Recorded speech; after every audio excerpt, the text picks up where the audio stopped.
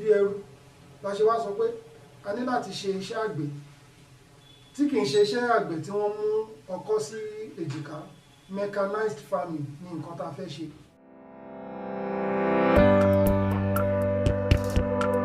Orúkọ mi ni Àbáyọ̀mí Àṣàyè.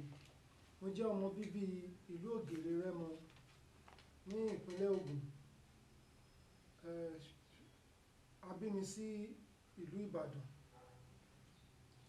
Ní eléyìí tí mo ṣe ilé ìwé ẹ̀kọ́ alákọ̀ọ́bẹ̀rẹ̀ mi ní Ansarudeen Primary School ní Òkè Àdó. Láti ibẹ̀ mo lọ sí ilé ẹ̀kọ́ girama ní Ogun State, eléyìí tí wọ́n pè ní Multilateral Grammar School ní Ọ̀kànwá. Láti ibẹ̀ mo lọ sí ilé ẹ̀kọ́ gbogbo ìṣe Osun State Polytechnic. Mo ka Business Administration and Management níbẹ̀. Láti ibẹ̀ a tún lọ sí ilé ìwé ẹ̀kọ́ gíga Ládòkè Akíntọ́lá University.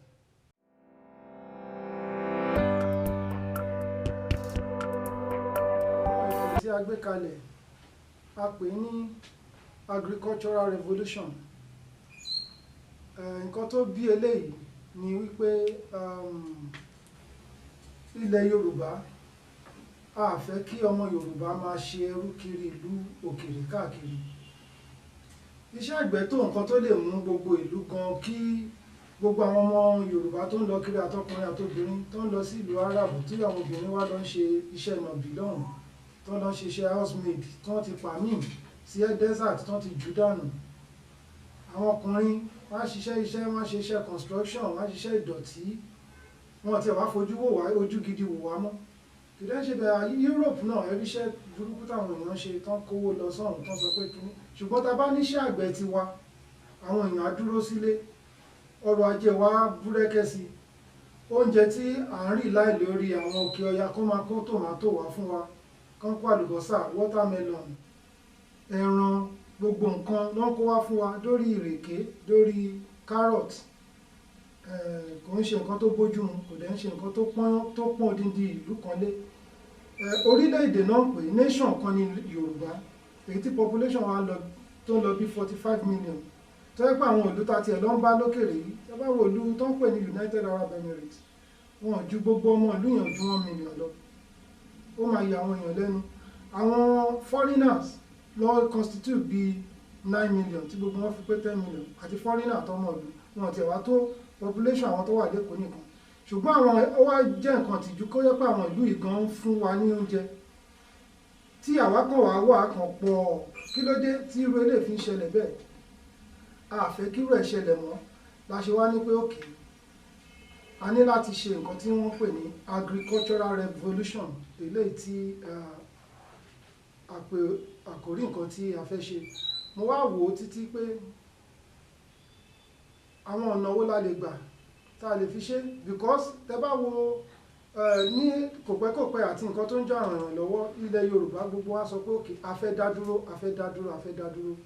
Tabala dá dúró lẹ́yìn náà, ṣé lórí àìsàn oúnjẹ yìí náà la fẹ́ dá dúró lé lórí? Kò lè ṣeé ṣe. Tá bá wo ilẹ̀ Biafra lọ́dún tó ní ọdún náà lọ́hùn tán láwọn fẹ́ dá dúró, oúnjẹ yìí náà ló já wọn tàn náà tán fi pàdánù ogun. Bó tilẹ̀ jẹ́ pé wọ́n ṣe bí akọni lójú ogun, ṣùgbọ́n oúnjẹ yìí náà ni. Ṣùgbọ́n a fẹ́ kí nǹkan tó jẹ́ pé àwa gan la kọ́ ìjọba ń gbà náà lọ́hùn wípé ẹ ṣe báyìí fún wọn, nítorí pé kì í ṣe nǹkan tí wọ́n jọ sọ nígbà náà lọ́hùn ni àwọn ará bí fẹ́ ṣe. Now tí wọ́n bá sọ pé tẹ́ bá lọ wo ilẹ̀ Ṣáṣá, nǹkan ṣẹlẹ̀ ní Ṣáṣá láìpẹ́ yìí. Ní ọjọ́ kejì lásán tí ìjà tó ṣẹlẹ̀ ní Ṣáṣá ìṣẹ̀lẹ̀, tòmátò gbówó lórí, ata gbówó lórí, gbogbo nǹkan jẹ́ gbówó lórí, táwọn obìnrin wá pariwo kí ló ṣubú tẹ̀ wọ́n yìí. So iṣẹ́ àgbẹ̀ yìí a ní láti ṣe, àgbùdọ̀ rí láìlé ilé òkè òkun. Gbogbo àwọn ìlú yìí náà bí 20 million, 10 million, 40 million ní population wọn, ṣùgbọ́n wọ́n export oúnjẹ wá fún wa. so kí ló mú ìran aládé tó máa ṣe bí ẹrú la ṣe wá sọ pé a ní láti ṣe iṣẹ́ àgbẹ̀ tí kì í ṣe iṣẹ́ àgbẹ̀ tí wọ́n mú ọkọ́ sí èjìká, mechanized farming ní nǹkan tá a fẹ́ ṣe.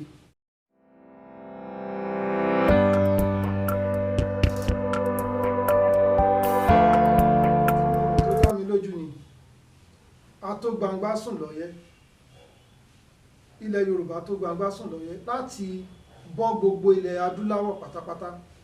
Ìdí rẹ̀ gan ta fi ń pera wa ní ògo adúláwọ̀. Tá bá wo màá tún fi ìlú Israel màá fi ṣe àkàjúwe àti ìlú tó ń pè ní United Arab Emirates. Gbogbo nǹkan tí ní Israel yìí a rí pé population wọn ò tó nǹkan kan. Ìlú yìí kì í ṣe ìlú tó tí ilẹ̀ wọn lọ́ràá, àárín àwọn ìlú lárúbáwá làwọn náà wà. Pẹ̀lú ẹ̀ náà iṣẹ́ àgbẹ̀ yìí náà ó jẹ́ iṣẹ́ tó gbé wọn dókè, tí kò sí nǹkan míì tó gbé wọn dókè lẹ́yìn technology wípé wọ́n lo ilé. Iṣẹ́ àgbẹ̀ jẹ́ iṣẹ́ nǹkan alákọ̀ọ́kọ́ tó gbé wọn dókè táwọn termas green revolution tí àwa dẹ̀ pè nísìn ní agricultural revolution. Bí ìlú wọn ò ṣe dá tó, àsìn bí ilẹ̀ wọn ò ṣe lọ́ràá tó, wọ́n export oúnjẹ lọ sáwọn ìlú ìgbèríko, wọ́n export oríṣiríṣi nǹkan oúnjẹ lọ sáwọn ìlú ńláńlá lágbàáyé. Tá bá tún wá wálé náà ká tún wá fi àwọn ilé òkè ọya tí wá tájọ wà nínú ìlú yìí ká fi wọ́n ṣe àkàjúwe. Gbogbo tòmátò tá ń jẹ àwọn náà kó wá, rodo, àlùbọ́sà, gbogbo àwọn náà kó wá. Kí wá ló wá mú àwa tá lè ṣe? Nítorí ìdí èyí a tó gbangba sùn lọ́yẹ́ láti ṣe. Tá bá bẹ̀rẹ̀ tán, gbogbo àwọn ìlú òkèèrè pátápátá ló máa jẹ́ pé àwa là ń fún wọn ní oúnjẹ, bí àwọn Ghana, Benin Republic, Kenya, gbogbo wọn kò sí nǹkan tó burú nínú ẹ̀. So ìlú Yorùbá yìí a tó gbangba sùn lọ́yẹ́ láti ṣe.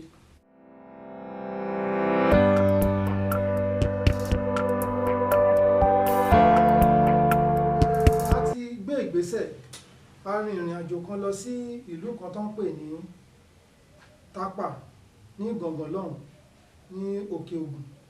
A bá àwọn aráàlú sọ̀rọ̀, a bá ọba ìlú náà sọ̀rọ̀. Wọ́n dẹ̀ mú wa lọ sórí ilẹ̀ náà. Ilẹ̀ náà jẹ́ ilẹ̀ tó dáa tó lọ́ràá. Gẹ́gẹ́ bá a ṣe mọ̀ pé kò sí ilẹ̀ náà nílùú tí ò ní sí ẹbí tó ní. So àwọn náà sọ pé àwọn máa tà á ni àbáwọn máa lease ẹ̀. Bó tilẹ̀ jẹ́ pé àwọn tó máa fún wa ní ilẹ̀ tó jẹ́ pé àwọn ọba nílùú, torí nǹkan ilẹ̀ Yorùbá la fẹ́ ṣe. Pẹ̀lú ẹ̀ náà tó bá máa tà náà ni kò sí nǹkan tó burú bẹ̀. So adé orí ilẹ̀ ó jẹ́ ilẹ̀ tó dá bí 200 acres, wọ́n dẹ̀ ní 2,500 per acre. Ṣùgbọ́n ibẹ̀ jẹ́ ibi tó dàgbẹ́. Ṣùgbọ́n kí wàá ṣe ojú kan náà la fẹ́ ṣe sí o. Gbogbo ilẹ̀ Yorùbá pátápátá la fẹ́ ṣe sí. Nítorí pé ìlú kọ̀ọ̀kan ló ní nǹkan tó ń ṣe. Ìlú kọ̀ọ̀kan ló ní nǹkan ọ̀gbìn táwọn fúnra wọn mọ̀ láti ṣe látayé ọ̀hún wá. Ìlú kan tó ń pè ní Ìré, tó bá máa kí oríkì wọn ní Ìré alálùbọ́sà.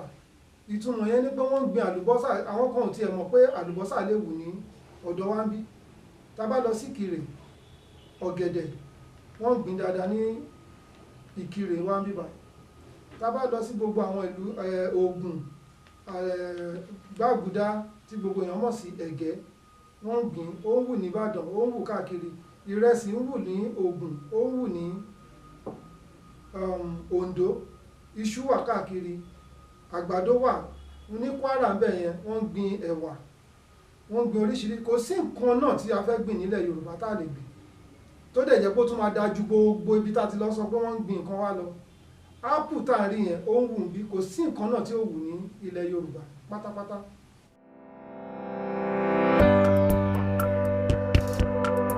Àwọn olùbádókòwò káàkiri àgbáyé, àyè wà fún gbogbo wọn tó jẹ́ ọmọ Yorùbá.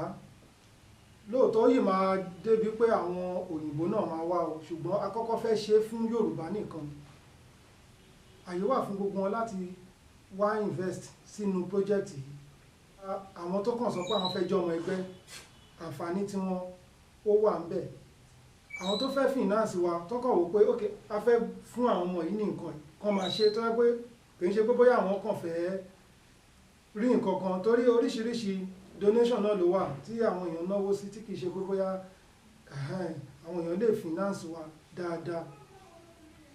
Then àwọn olùdókòwò àwọn yẹn fẹ́ ṣe business ni, àwọn fẹ́ ṣe business tí wọ́n pé mo fẹ́ kówó sí bíbà kí n rérè.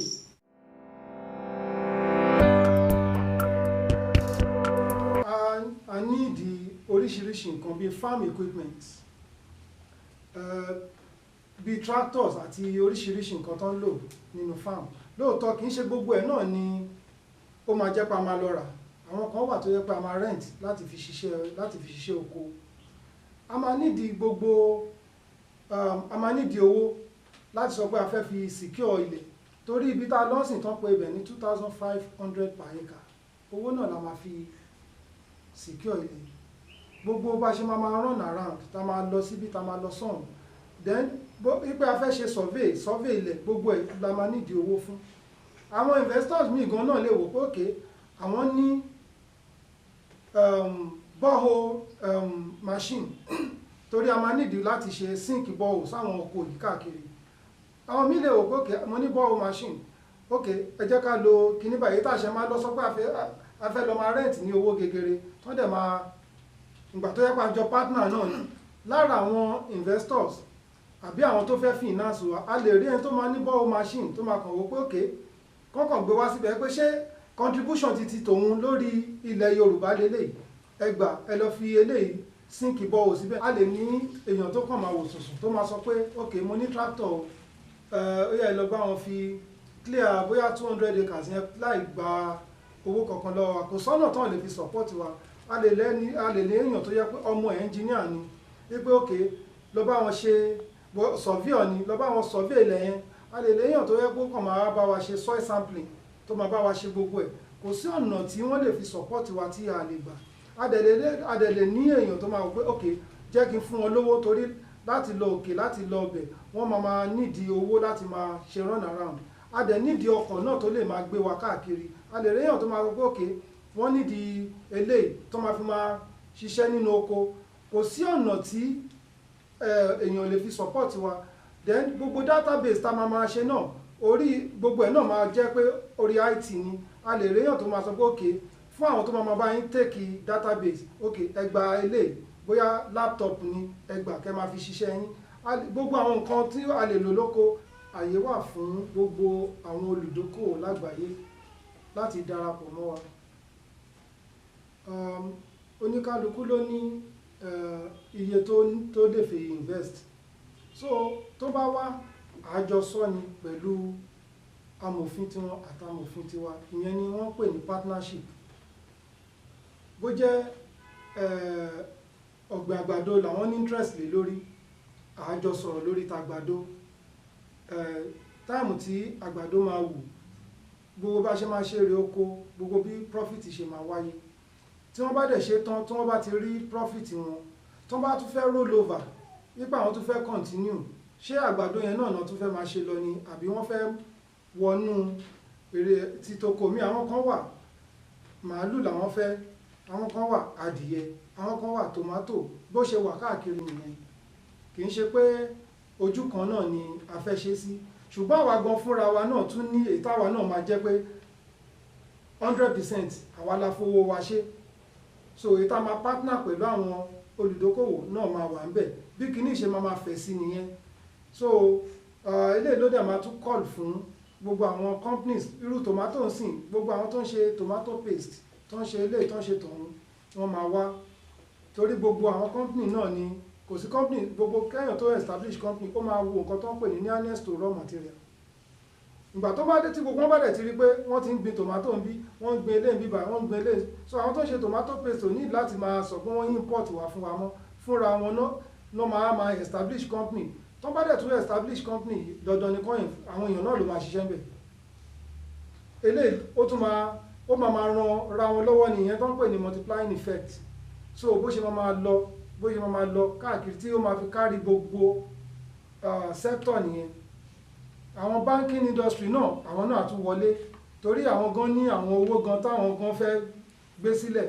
Ìgbà tó bá rí pé gbogbo nǹkan ti ń lọ, àwọn náà tún wá approach, okay, a fẹ́ èyí tẹ́ ṣe máa dúró de àwọn àwọn kan tó máa ṣe kínní ok àwa lówó ìta fẹ́ gbé sílẹ̀ fún yín ẹ ṣe báyìí báyìí báyìí báyìí báyìí bí tí gbogbo ẹ ti máa lọ nìyẹn.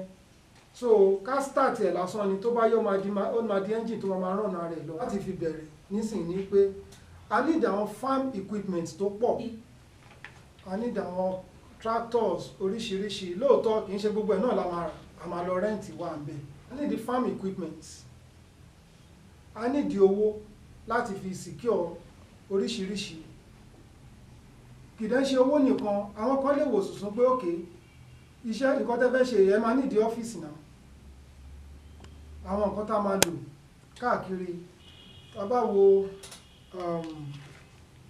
ìlú tí wá ń bíbà yìí àwọn ará òkè ọya wọ́n kó tòmátò wá fún wa àlùbọ́sà watermelon gbogbo nǹkan pátápátá ní jíjẹ àwọn náà kó wá fún wa lélẹ̀ tó jẹ́ pé ilẹ̀ wọn ogun ò dá tó ilẹ̀ wa ó wá jẹ́ nǹkan tó ń pààyàn ní ẹ̀rín tó tún pààyàn lẹ́kún ní àfihàn pé ok a ní láti gbé ìgbésẹ̀ eléyìí ló gbé wa rìn lọ sí ìlú Ìgàngàn a dẹ̀ ti rí àwọn ará ìlú yìí a bá ọba wọn sọ̀rọ̀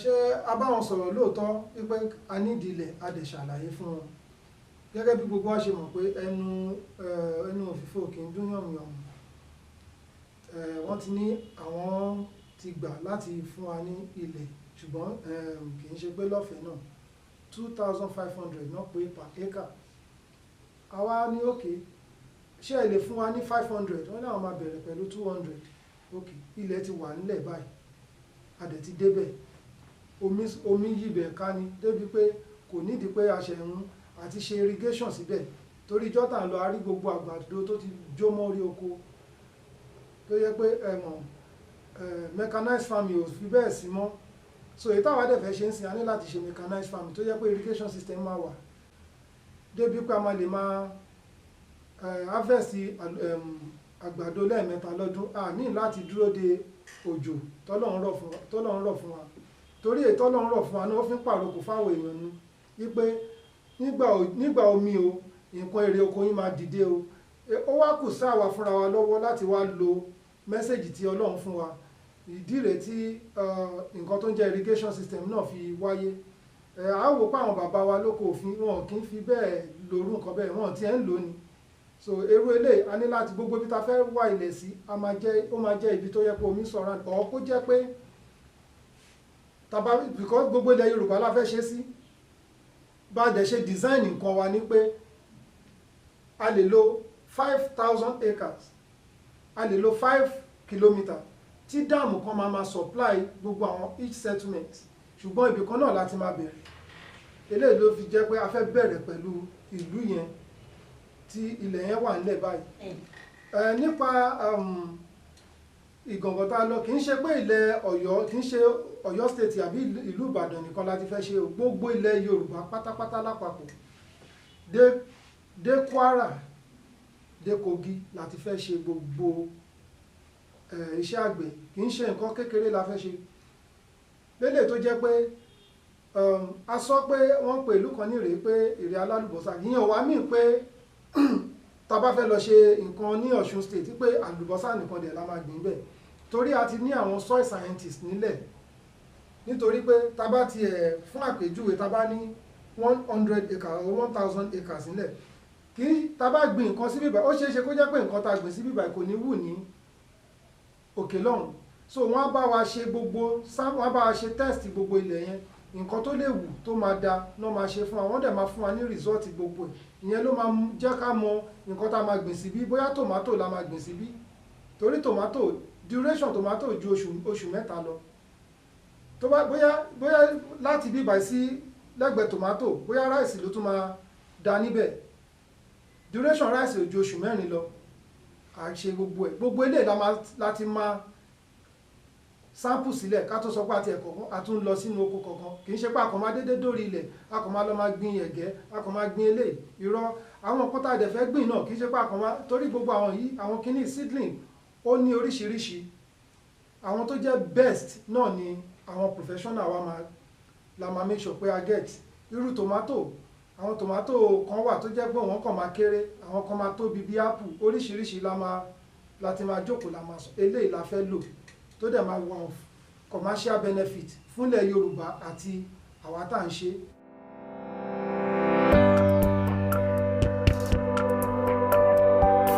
A ti gbé àwọn ìgbésẹ̀ kan láti lọ rí àwọn bàbá wa àwọn ọba aláyé nílẹ̀ Yorùbá.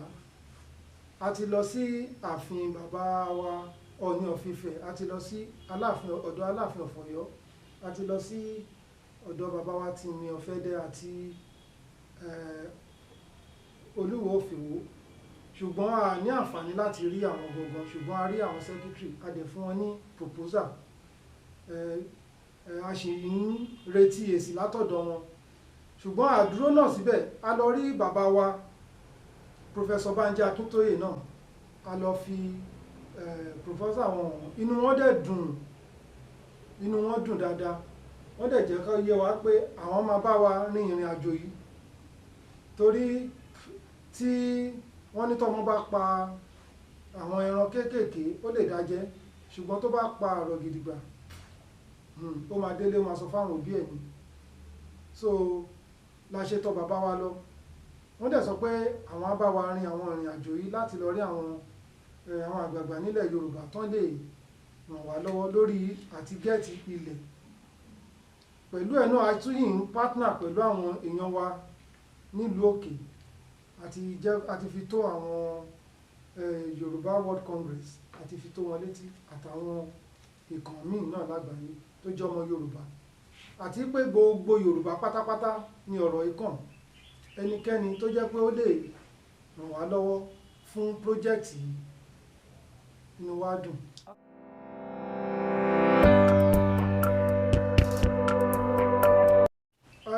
Àwọn nǹkan ìwúrí, àwọn benefit tó wà nínú iṣẹ́ àgbẹ̀ yìí ó pọ̀ jọjọ débi pé tí n bá sọ mi ní lè sọ gbogbo ẹ̀ tán, ṣùgbọ́n máa yànnàná díẹ̀ bẹ́ẹ̀. Tá bá wo ilẹ̀ Yorùbá lónìí, a rí pé kò síṣẹ́ mọ́.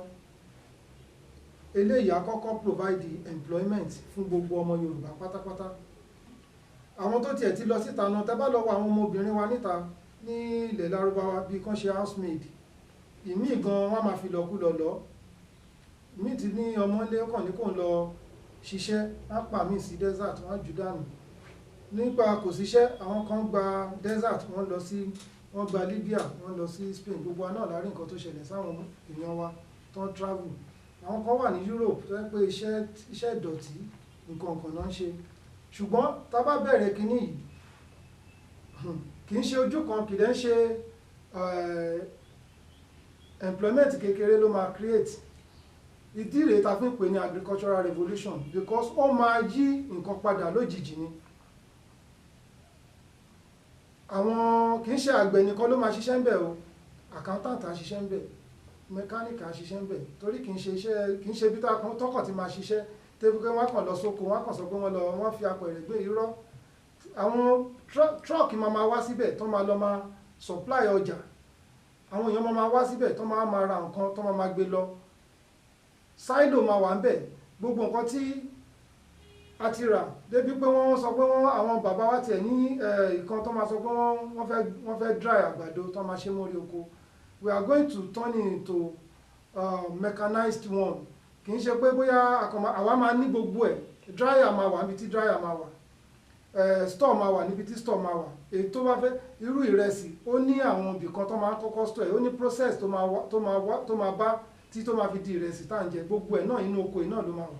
Àwọn kan dẹ̀ ló máa ṣiṣẹ́ ń bẹ̀, àwọn kan ló máa wa tractor nù bẹ̀, àwọn kan ló máa ṣiṣẹ́ electrical something bẹ̀.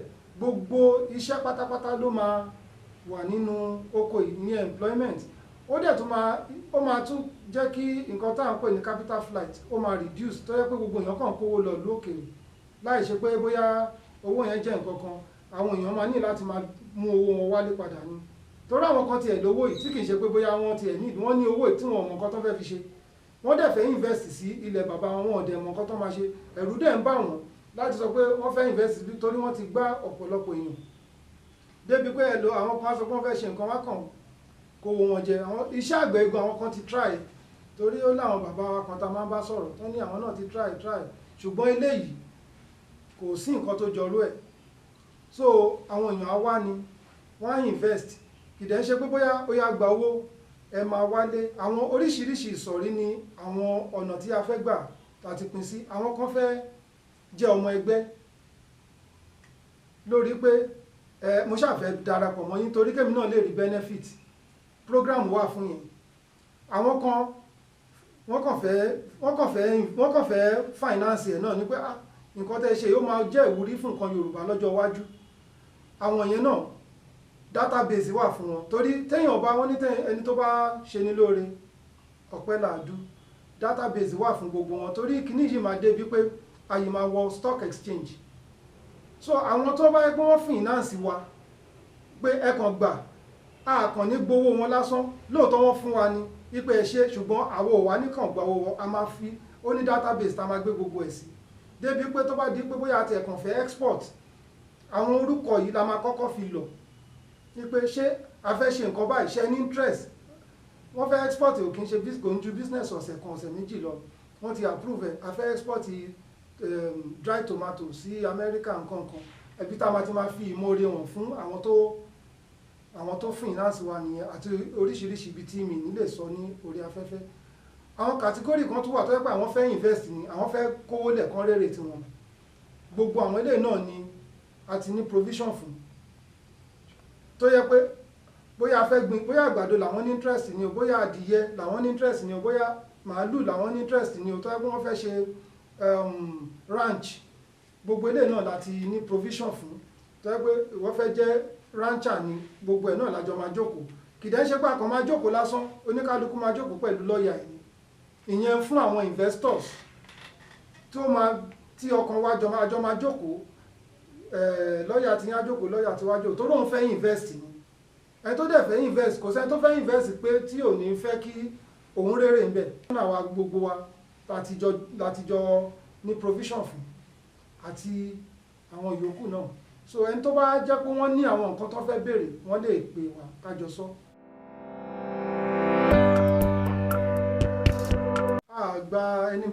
Àgbà òkè ọya kọ̀ọ̀kan láti gba àdéhùn. Èyí tí a ti bó tiẹ̀ jẹ́ pa kéré, àwọn bàbá Awólọ́wọ̀ ṣe ń gbà yẹn. A ní cattle ranch nílẹ̀ Yorùbá dáadáa, tí kì í ṣe ọ̀nà kan, tí kì í ṣe ọ̀nà méjì. So tá bá máa ṣe, Yorùbá ló máa ṣe cattle ranch ẹ̀ fúnra rẹ̀. A nídìí èèyàn láti òkè ọya kó wá máa bá wa. Kìdẹ́ ń ṣe open grazing ni wọ́n fẹ́ máa ṣe. A máa ní ranch fún ni, tó yẹ pé ilẹ̀ máa lọ, ibẹ̀ náà máa wà, license wọn ibẹ̀ náà máa dúró sí. Kì í ṣe pé wọ́n máa lọ máa fẹ́ràn jẹ oko ẹnìkan, irọ́, kò sí nǹkan tó jọ yẹn.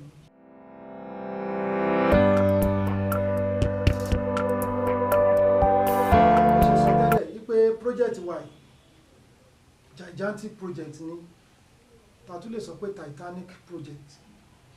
Kì í ṣe project tí a kàn lè gbé sẹ́gbẹ̀ẹ́ kan, tí àwa ní ti sọ́kúnná nípa security. Torí àwọn kan àti ẹ̀ máa bẹ̀rù, wọ́n ní tẹ́ bá bẹ̀rẹ̀ ṣé wọn ò ní wá fi ẹran jẹ oko yín? Kò sí nǹkan tó jọ orú ẹ̀, nítorí wọ́n ní ìjọ́ tí wèrè bá ti mọ̀ pé nǹkan ṣe òun, ìjọ́ náà ni ara ẹ̀ ti yá. A ti ní ètò tó dájú fún security ní eléyìí tó jẹ́ pé gbogbo ọmọ Yorùbá ló máa ní sense of belonging sí, tí kì í ṣe pé property ẹnìkan ló máa jẹ́. Property gbogbo ilẹ̀ Yorùbá la ṣe fún ní orúkọ yìí.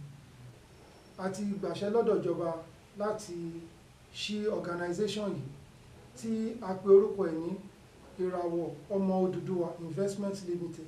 Lélẹ́yìí tó jẹ́ pé tí oníkálukú bá fẹ́ wò, wọ́n lè make findings wọn láti tẹ orúkọ ẹ̀ sí orí ẹ̀rọ ayélujára. Fún ẹnikẹ́ni tó bá fẹ́ ràn wá lọ́wọ́, a ti ní corporate bank account ní orúkọ Ìràwọ̀ Ọmọ Odùduwà Investment Limited, tó jẹ́ wípé ẹnikẹ́ni ló lè tọpinpin ẹ̀ lórí ẹ̀rọ ayélujára. Ẹ bá ti tẹ orúkọ ẹ̀ síbẹ̀, á gbé wá. Then a dẹ̀ ti gba approval lọ́dọ̀ Economy and Financial Crimes Commission, tá a dẹ̀ ti gba certificate ẹ̀ tán ti approve pé okay o, wọ́n ti ṣe background checking lórí gbogbo àwọn tí àwa tá jẹ́ directors tá lọ open account tán dẹ̀ ti fún wa lápproval ẹ̀. So account number wa náà ó wà nílẹ̀ fún ẹnikẹ́ni tó bá fẹ́ béèrè ohunkóhun lọ́wọ́ wa nípa Ìràwọ̀ Ọmọ Odùduwà Investment Limited. ní ọ̀nà tó lè fi ràn wá lọ́wọ́ ni àbí ọ̀nà tó lè fi di ọmọ ẹgbẹ́ àbí ọ̀nà tí wọ́n lè fi partner pẹ̀lú wa fún business, wọ́n lè pe ẹ̀rọ ìbánisọ̀rọ̀ tí ó ń lọ lójú amóhùnmáwòrán yìí. Orúkọ mi ni Àbáyọ̀mí Àṣàyí, aláṣẹ àti olùdarí